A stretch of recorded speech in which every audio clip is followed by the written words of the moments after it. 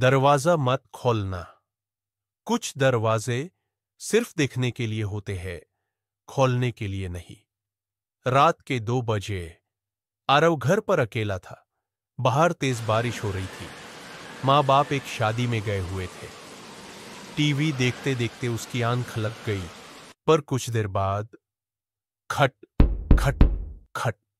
आरव ने पीपहोल से देखा, पर कोई नहीं था।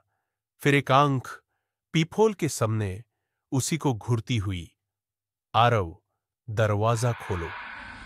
मैं वो हूं जो तुमने कभी नहीं देखा, पर तुम मुझे जानते हो। पुलिस को बुलाया गया। दरवाजा खुला, पर बाहर कोई नहीं था। सिर्फ एक पुरानी तस्वीर मिली। तस्वीर में आरव एक छोटी लड़की के साथ खड़ा था, पर उसने कभी उस लड़की को नहीं पहचाना। पीछे लिखा था, जब तू 5 साल का था, ट्यून मुझे अंदर बुलाया था।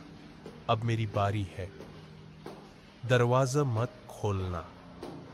नेक्स्ट पार्ट देखना है तो कमेंट्स में पार्ट 2 लिख दो। और हाँ, अगर ऐसी मजे की वीडियोस और स्टोरीज चाहिए तो चैनल को सब्सक्राइब कर लेना। Thanks for